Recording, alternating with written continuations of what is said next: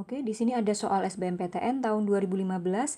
Asam oksalat adalah asam yang berbasa 2, kemudian sebanyak 10 ml larutan asam oksalat diencerkan dengan air. Nah, jadi di sini ada pengenceran sampai volumenya 100 ml. Nah, larutan ini digunakan untuk menitrasi 20 ml larutan NaOH 0,2 molar dengan indikator BTB atau brom timol biru. Bila titik akhir titrasi diperoleh saat volume asam oksalat mencapai 25 ml, maka konsentrasi larutan asam oksalat awal adalah. Nah, jadi di sini yang pertama ada konsep pengenceran. Pengenceran suatu asam yaitu asam oksalat. Asam oksalat ini merupakan asam diprotik yaitu asam yang berbasa 2. Nah, jadi rumusnya pengenceran V1 kali M1 sama dengan V2 dikalikan M2. Oke, kita masukkan satu-satu. Volume yang satu ini merupakan volume sebelum pengenceran. Kemudian yang di sebelah sini ini yang setelah pengenceran, setelah terjadinya pengenceran. Jadi yang sebelah sini, sebelah kiri itu merupakan komponen sebelum pengenceran dan yang di kanan setelah pengenceran ya. Oke, lanjut. Di sini kita masukkan volume sebelum pengenceran itu adalah 10 ml. Kemudian molaritas yang sebelum pengenceran belum diketahui, maka kita bisa cari di sini, tuliskan M1. Kemudian volume yang kedua setelah pengenceran berapa? 100 ml ya, ini. Nah, kemudian konsentrasi yang kedua setelah pengenceran berapa ini? Belum diketahui juga. Oke. Jadi di sini kita tuliskan juga M2. Nah, di sini kita diminta untuk mencari berapakah konsentrasi larutan asam oksalat awal. Jadi kita akan mencari ini nih, M1 yang ada di sini. Oke. Sekarang kita lanjut titrasi. Jadi di sini ada konsep titrasi juga. Titrasi itu rumusnya hampir sama seperti pengenceran, tapi kalau titrasi harus menggunakan N ya atau valensinya. Jadi V1 M1 sama dengan dikali N1 sama dengan V2 M2 dikali N2. Oke. Jadi di sini molaritas atau volume 1, molaritas 1 atau konsentrasi yang pertama ini adalah berapa ini?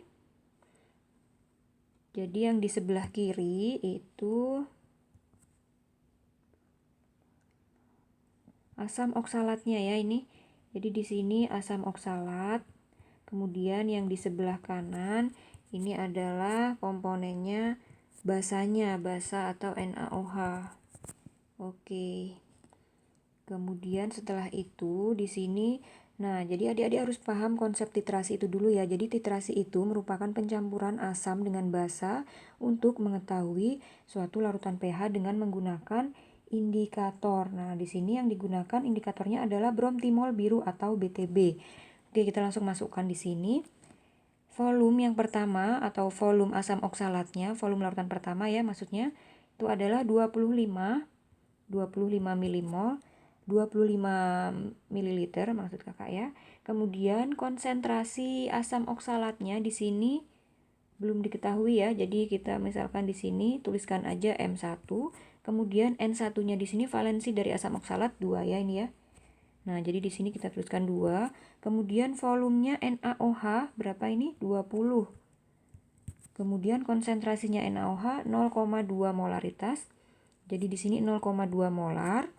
Kemudian valensinya NaOH itu 1. Oke, seperti ini.